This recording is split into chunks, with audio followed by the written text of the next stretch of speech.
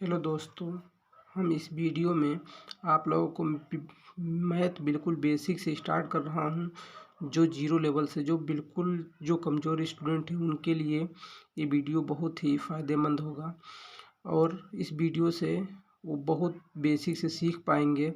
देखिए दोस्तों, लिखा है रूल नंबर फर्स्ट है, किसी संख्या में शून्य का गुणा किया जाए या शून्य में किसी संख्या से गुणा किया जाए तो गुणनफल शून्य प्राप्त होता है। कहने का मतलब ये दोस्तों, ये गुणे जीरो मतलब जीरो, जीरो गुणे ए मतलब जीरो। जैसे कि 5 गुणे ए इक्वल जीरो या 0 गुणे 8 इक्वल जीरो, या दोस्तों कहें तो 12 गुणे zero equal zero. I hope दोस्तों समझ पा रहे होंगे इस चीज़ को। रूल नंबर 2, शून्य में किसी संख्या से भाग दिया जाए तो भागफल शून्य प्राप्त होता है। मतलब जीरो को जब हम ये से भाग देंगे तो जीरो प्राप्त होगा, जीरो को हम लोग 5 से भाग देंगे मतलब जीरो प्राप्त होगा। कहने का मतलब जीरो को जब हम किसी नंबर से भाग देंगे तो नंबर हमको जीरो प्राप्त होगा। क्या प्राप्त होगा दोस्तों? जीरो प्राप्त होगा। हम लोग रूल नंबर 3 देखते हैं। लिखा है किसी संख्या को शून्य से भाग दिया जाए तो भागफल इन्फिनाइट यानी कि अपरिभाषित प्राप्त होता है। ये को जब हम लोग जीरो से भाग देंगे तो परिभाषित प्राप्त यानी कि इन्फिनाइट प्राप्त होगा। मतलब 5 को किसी नंबर्स को हम लोग जब जीरो से भाग देंगे तो परिभाषित प्राप्त होगा। जैसे 112 को जब जीरो से भाग देंगे तो परिभाषित प्राप्त होगा। मतलब कोई भी नंबर आप ले सकते हैं, उसको जब हम जीरो से भाग देंगे तो अपरिभाषित प्राप्त होगा। इन दोनों में मतलब थोड़ा समझने की दिक्कत है। जब किसी को हम जीरो से जब किसी नंबर में भाग करेंगे तो वो जीरो प्राप्त होगा, लेकिन जब किसी नंबर को जीरो से भाग करेंगे तो वो इन्फिनाइट प्राप्त होगा। रूल नंबर 4, किसी संख्या की घात शून्य होने पर उसका मान 1 होता है। जैसे 1 की पावर शून्य इक्वल 1, 90 की पावर शून्य इक्वल 1, या 5 की पावर शून्य इक्वल 1। कहने का मतलब दोस्तों, अगर हम लोग दूसरा एग्जांपल समझे, जैसे कि मान लीजिए 15 की पावर 0 है तो इसका मान 1 आएगा। अब रूल नंबर 5, किसी संख्या को स्वयं से भाग देने पर भागफल 1 प्राप्त होता है। कहने का मतलब दोस्तों, 1 को हम लोग ए से भाग करेंगे तो 1 प्राप्त होगा, और 10 इक्वल 1 आएगा। 5 अपान 5 को डिवाइड करेंगे तो 1 आएगा। 12 अपान 12 को 1 आएगा। जैसे कि दोस्तों हम लोग को कोई भी नंबर्स को हम सेम नंबर से, मान लीजिए जैसे कि हम लोग को 21 को 21 से डिवाइड करेंगे तो ये नंबर हमको 1 प्राप्त होगा।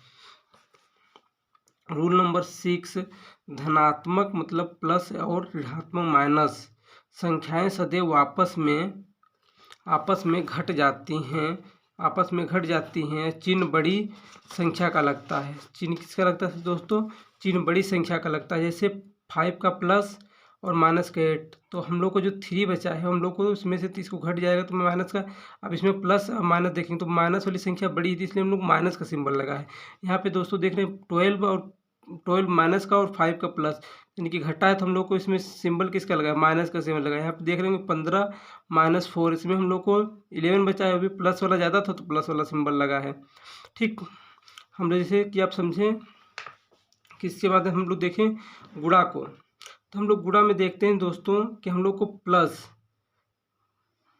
गुणे प्लस इक्वल प्लस होता है, माइनस गुणे प्लस इक्वल माइनस होता है। जैसे कि दोस्तों 5 गुणे 5 इक्वल 25, माइनस 5 गुणे 5 माइनस 25। जैसे कि 2 गुणे 2 4, माइनस 2 गुणे 2 माइनस का 4, ऐसे लिखा है। माइनस गुणे प्लस गुणे माइनस यानी कि 7 गुणे माइनस 3 यानी कि इक्वल माइनस का 21। 7 इंटू माइनस 3 यानी कि हमको 21 प्राप्त होगा। हमको पता है कि माइनस गुणे माइनस इक्वल प्लस होगा, तो यानी कि माइनस का 7 और गुणे माइनस का 749 प्राप्त होगा। ऐसे मान लीजिए दोस्तों कि 2 इंटू 2, अभी दोनों हम लोग को माइनस का है तो ये हम लोग को जो प्राप्त होगा नंबर वो हम लोग को प्लस का प्राप्त होगा। आई होप दोस्तों ये समझ में आ रहा होगा आपको। अब हम देखते हैं नोट एक हम लोग लिखे हैं उसको समझते हैं। लिखा है यदि ऋणात्मक मतलब माइनस का गुणा सम बार हो तो धनात्मक आएगा।